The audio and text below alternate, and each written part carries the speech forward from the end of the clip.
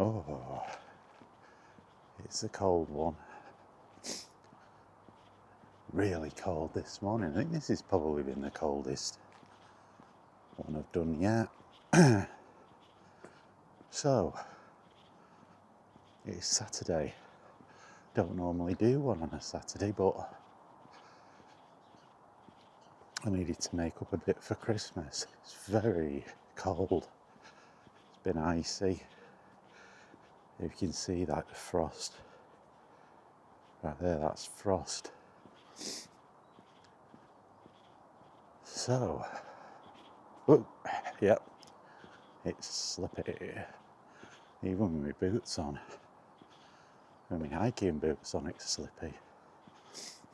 Have to be careful. We've got a squirrel on the fence.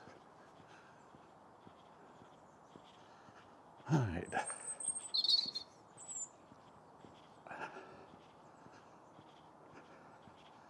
I'm out. Well, I was coming out because I needed to get some supplies. And get some bread.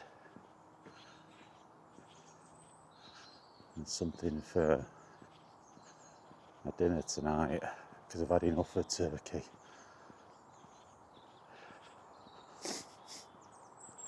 Two days of consecutive turkey dinners is quite enough. It's nice, I like turkey, but I don't like repetition to that level. I'm not that, well, I know somebody would say I am a fussy eater, but not in what I eat, but in actually how I eat it off the plate. My missus finds it very funny. It's like when I will eat like a McDonald's or a Burger King, I have to eat all the fries first before I eat the burger. I can't break off. On a plate, I eat all of the one thing before I move on to the next. So let's just say it's a dinner and you've got cauliflower, broccoli, the meat and the potatoes. I always eat the broccoli, cauliflower, meat and potatoes in that order. So it's always like the veg products first before I then get on to anything else. So yeah, it's not being fussy in terms of what I eat. It's being fussy in terms of how I eat it off the plate. Anyway, yeah. I think she finds that very amusing. And then I'll say that she's a weirdo because partway through eating the dinner, she'll like swipe a bit of the dessert if it's on the table, which is just, my head just explodes at that idea. I think the first time we ate together, there was like a piece of cheesecake, and partway through eating the main course of the meal, she like swipes a bit of the cheesecake. And I was like, my head just went into like full meltdown mode. I'm like, what did you just do? I said, did you intend to do that? She's like, yeah. I'm like, oh. But you've not eaten the main course. Anyway. Oh look. They've made a half-assed attempt. I like how they shifted the bag, but left some of the cans. It just boggles the mind.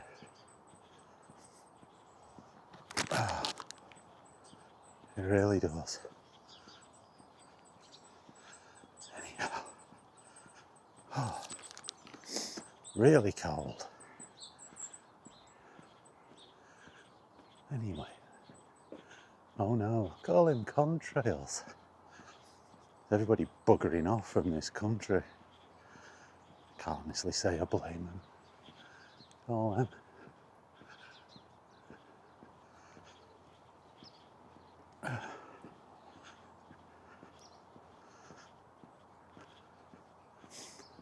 Right, no idea again what we'll talk about. Sometimes winging it's the best. Last one I did, I winged that one. It wasn't too bad, but I need to do a bit of shopping, and I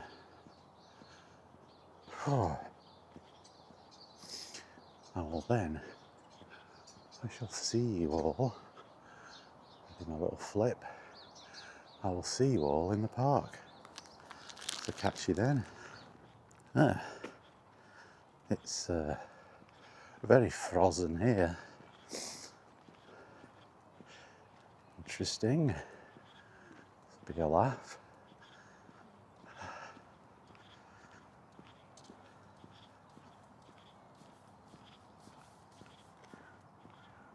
Let's see how we go. I have bread.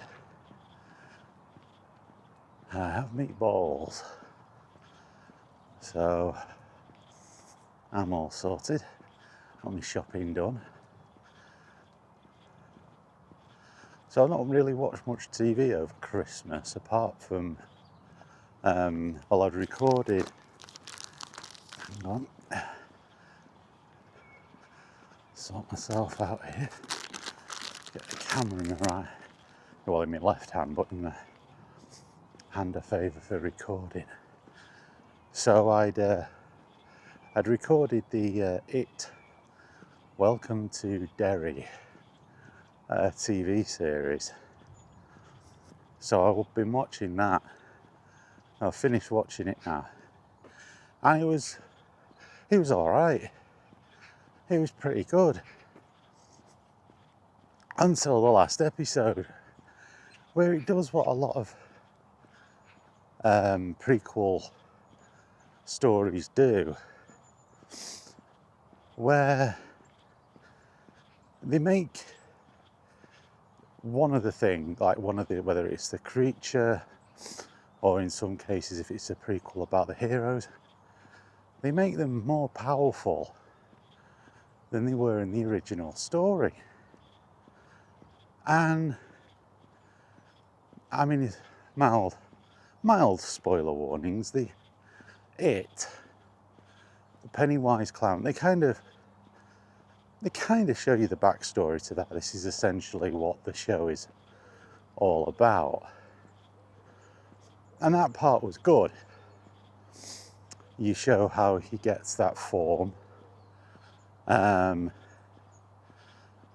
the creature gets that form that it uses to hunt people down in, or the kids, in the book and in the movies.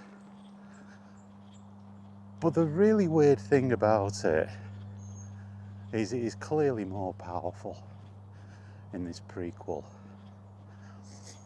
Now, they do go to they do explain how they kind of limit its powers,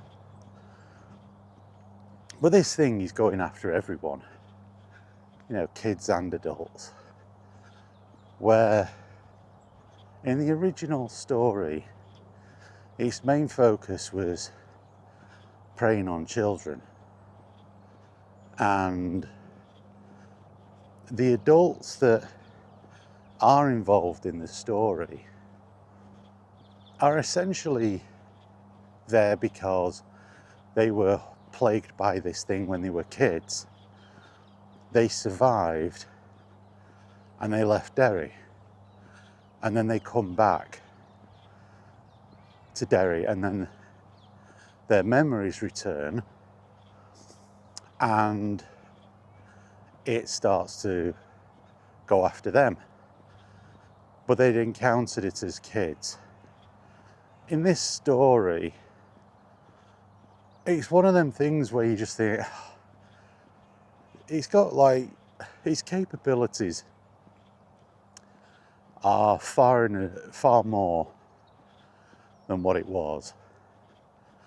I mean, if you watch it, if you haven't seen it and you watch it, when you get to the last episode, you'll see what I mean. There's a scene where it uses its dead lights, which essentially it kind of hypnotizes people with it. Like, simultaneously on loads of people. And he sort of basically sets out to destroy the whole town of Derry in one go. Now, I'm sure, like, it was alluded to in the book that various disasters had befallen Derry and it was responsible for them. But it was just weird seeing it in contrast to the movies. And I don't hate it. It just felt like, you've done the thing that they do, where somebody comes along and writes a story that veers away from the story of, the story of the show. The original book.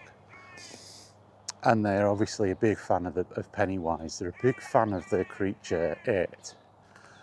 And so they start bestowing really like incredible superpowers on the creature. And sometimes that annoys me. One of my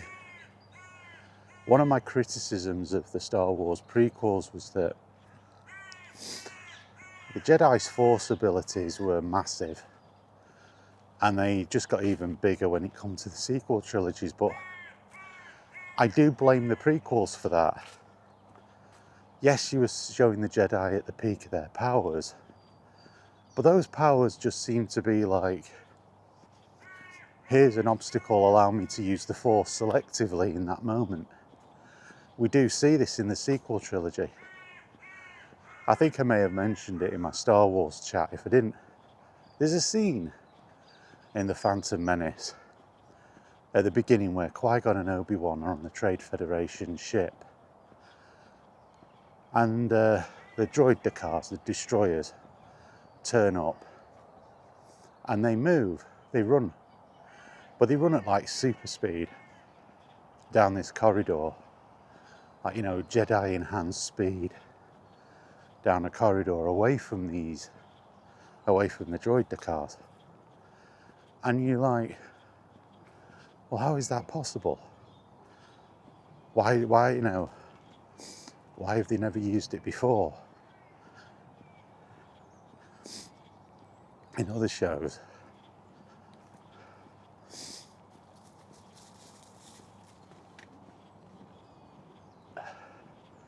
Why have they never used it? Why didn't they use it when Obi-Wan was and Qui-Gon were fighting Darth Maul and they're separated? Obi-Wan, there's this big long platform in the feed reactor to where Qui-Gon and Darth Maul are fighting. Why didn't Obi-Wan use super speed to fly down that corridor to get to the fight quicker? He just seems to be running like normal, not using the really fast Jedi speed or whatever you call it shown earlier on. And it's the problem you always have with things that have got superpowers. You want to put them in the story because they look cool. The bit where Obi-Wan and Qui-Gon move at like, say, call it Force speed, because that's what they call it in the Jedi Knight games. Or is it Force Rush? I don't know. It looks cool. You're like, oh, cool, they got out of that situation really fast. But then the problem you present is when there are other situations in the story where actually using that ability would have been quite useful, they don't. It's like they forget. It's like Kylo Ren not using his force freeze capabilities in his fight against Rey. He doesn't try it. People say, well, she could stop it with the force. Well, he never tried it. At that moment in time, he doesn't know how capable she is. He used it on her previously when he kidnapped her. He used it to great effect. Why wouldn't you try it again? He clicked his fingers next to her head and sent her unconscious. So why don't you try to do the same thing again? I mean, common sense would tell you if it worked once, it might work again. He doesn't know what her abilities are. So you can't use that as an excuse. What you're shown in the movie is he just like, oh, I'm not going to use it. He didn't use it in his lightsaber fight against Finn either. Why didn't he? Finn would have been frozen to the spot. I mean, what was he like, not wanting to kill him? He could have just frozen him to the spot and run him through casually. And then took out Rey while she was unconscious. I mean, moments before he had absolutely no problem in flinging her into a tree and knocking her unconscious. You see what I mean? It's like, it's that level of inconsistency when you introduce these abilities. And it's not just down to the sequels, the prequels did it too. It's like we want something that looks cool, but once they've used that ability and they've shown they have that ability, they have to use it again. There has to be a reason why they can't. And the good thing about the original Star Wars trilogy is the Force was used sparingly. It was almost as if, it was just extended your natural abilities, made your reaction times quicker. You could jump higher, maybe run faster, a degree of telepathy, the ability to see into the future and what have you. And then it becomes something else. It becomes like a video game. That's the problem. It becomes too much like a video game.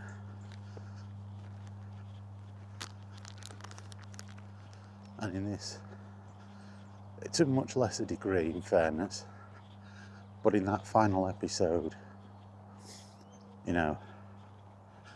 if it had that power, why didn't it use it? Why didn't it use it all the time? And don't fill in the gaps by saying, oh, it took all energy to do it. No, it didn't. He wasn't exhausted after doing it. And you cannot do that, by the way. You can't add in an unexplained explanation. If the show doesn't tell you, if the writers didn't write it, then it doesn't exist. So yeah, overall I enjoyed it. But there was just a couple of moments in that last episode which I was a bit, if it could do this, why hasn't it done it before? And why did it not do it subsequently? So that's that. There you have it. Been carrying on playing stuff and enjoying it. I've been playing a first-person shooter, which is done using voxels, I think. He says as he puts his head out there, called Arcos on Steam on PC. That's been quite a lot of fun. Been playing that. There's a sequel out to it as well. They're about £5 or £6 at the moment on Steam, and they're a fun little FPS. You know, nice alternative from your usual AAA stuff. I've been playing that. It's quite challenging,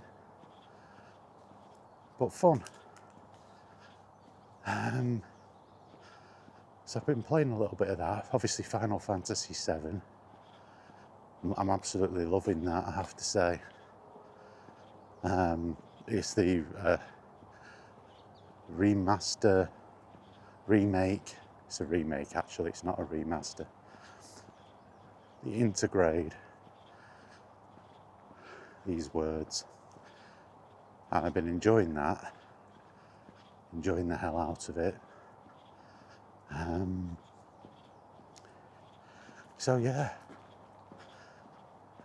I've had a decent Christmas. It's been nice. Hope you lot have been enjoying it too.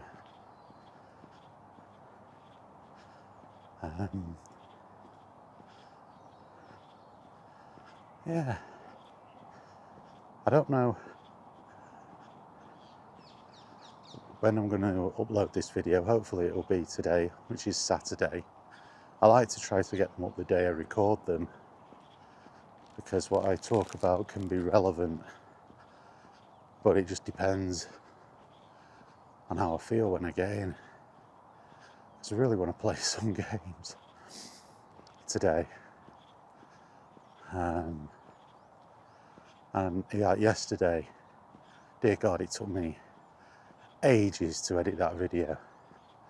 It felt like ages. It was so busy when I started to record. And it's weird, like it was Boxing Day.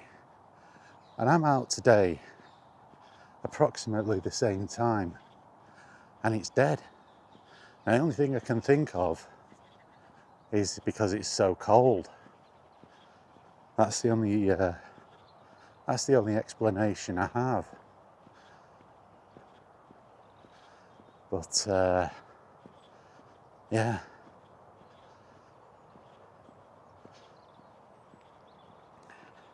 it's probably not going to be a long one. I say I don't normally come out on a Saturday. I normally save it for the Sunday stroll, but I'm thinking about if the weather's cold like this, it's freezing like this, I'm trying to think of a different place to go, because I have gone and done, you've gone to the gardens to do walk around there, but as we know, before Christmas when I went, there were parts of it lopped off, and I don't know whether or not that will have been extended with it freezing now, because they're trying to protect the grass, understandably. I think you can see them, but there's quite a few planes up there. So anyway, I hope everybody's had a nice Christmas. I hope you've got some nice stuff, got what you wanted, got some nice stuff. I say I have. I'm just going to look to getting together stuff for me for picking up a CD player. I think, like I was saying, looking forward into the new year, I probably will if I'm going to keep doing these walks and videos as frequently, because I can do the walks without the video, but if I'm going to do the video, I'm probably going to need to diversify a little bit. We're coming up for nearly 60 videos, and I would say a healthy 90 to 95% of those have been video game related, just taking the Sunday strolls out of the equation, because they're very similar to this, where it's just like a general chat. And you do start to run out of topics.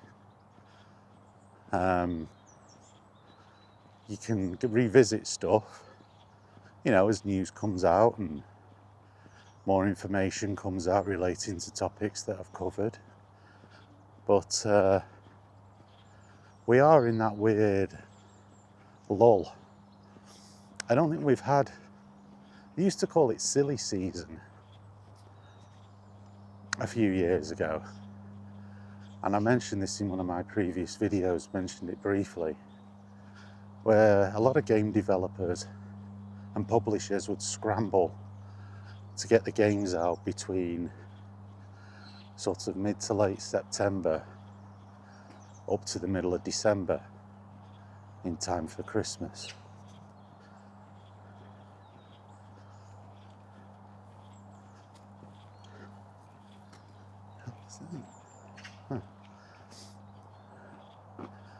And they would call that silly season. And it was silly because you'd have this big rush of AAA games that would come out. And of course, there was always going to be a few games that fell off the bottom end in terms of sales. Now, I don't know if it was Sands of Time, but there was a Prince of Persia game that came out. It was brilliant. And it came out in the middle of silly season. I don't know if it was Sands of Time or whichever one it was. That sticks in my head for some reason. And they were great, really good games. And it got buried. It didn't sell anywhere near what it should have done. And I always think if they'd have just left that till January, a late January, early February release, it probably would have sold a hell of a lot more. Because what you would have had, people getting the consoles for Christmas and getting games with it, like bundled with it, you usually find it'll be like you'd get a FIFA, your Need for Speed, those type of games. And, your Call of Duties, that kind of stuff. Stuff like the Prince of Persia games, like Sands of Time, that kind of stuff, those kind of games, they usually fall off the radar when they're released amidst all of these other, big name releases. I don't know whether you would have called Sands of Time a AAA release. I think you could, But yeah, it was always, there was always sort of a casualty, a really good, highly thought of, excellent game that would not sell because of the fact that it was released into a packed schedule. And I would always feel a bit sorry for the developers and the publisher, well, not much the publisher because they're responsible for it coming out, but the dev team. Because a lot of them, they would have like performance related bonuses tied into the game, how many units it sells. And so they would suffer, they would work just as hard, in fact, probably in some cases harder than other devs because they might be part of a smaller team and they're not working on a game that has like an annual refresh. So they might be creating everything from scratch, and they would get hammered.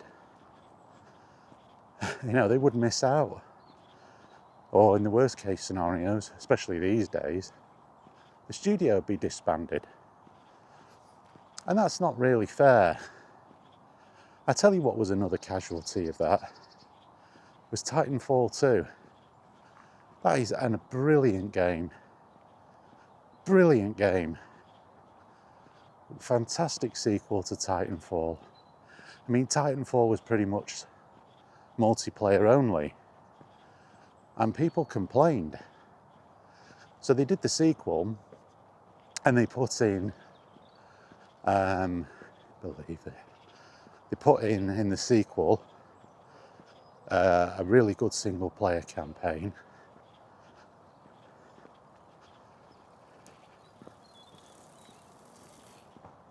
Really good single player campaign in the sequel. And then they released it, I think they released it in a period where there was Call of Duty and Battlefield. There was a new Battlefield game. And I think over the 3-week period, they released Titanfall 2 in the middle. So I think it was Call of Duty 1 week, Titanfall 2 the next, and Battlefield after that. And you're like, are you kidding? And he got buried. It didn't do the numbers. Yet it was a brilliant game. It still is a brilliant game. I would strongly recommend people go out there and get it. It's awesome. Absolutely awesome. And people want another one. They want Titanfall 3. Don't think that's going to happen. I had the sad news of, just as a little aside, of the Vince Zampella passing away in a road accident just before Christmas. It's horrible. Absolutely horrible.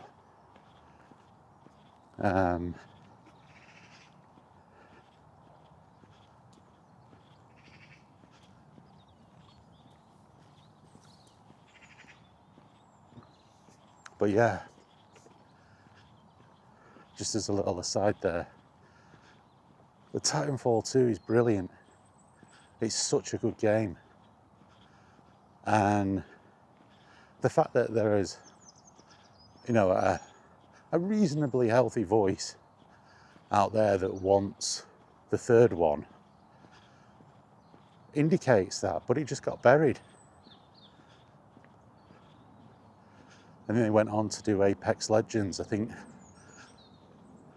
people thought that was going to be the new Titanfall game when it was announced. Was it Apex Legends? Oh no, there is Apex Legends. I think it was that. But obviously it wasn't. And it's, this happens more so these days than in the past. As the clueless investors have unreasonable expectations. They think everything that they invest in makes money. Makes you wonder how they ever made money in the first place. Usually by investing in things that have got absolutely nothing to do with the arts, because they are clueless. They don't understand that's not how things work. And publishers are as guilty for hoovering up this money in an attempt to finance every game they release being a AAA game, which is completely unreasonable. It was never how the industry worked. Never. Game publishers used to release a variety of games, and they would have budgeted accordingly for those games.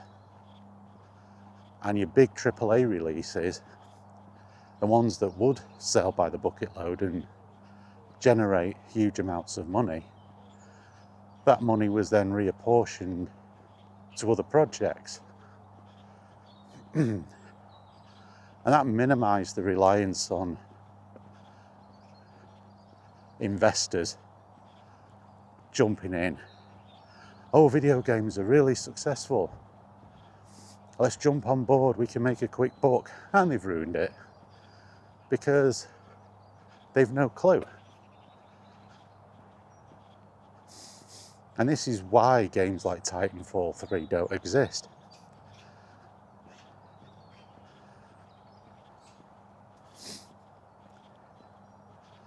I mean, it's not a new thing, you know. It's been in the industry for many years. It's just more pronounced because you're talking of greater volumes of money that require unrealistic amounts of sales and monetization. The increase in game prices, microtransactions and season passes is fueled by a desire to monetize games. When they talk about the cost of development, what they mean is we need to make as much money as we can to generate a return on investment. That's what it means. Make no mistake about it. Make no mistake about it. Because they cut as many costs as they possibly can with the development of these games. So don't be fooled into thinking that it's anything other than that, because it isn't. How are we doing? I think we might wrap it up. I said it wasn't going to be a long one today.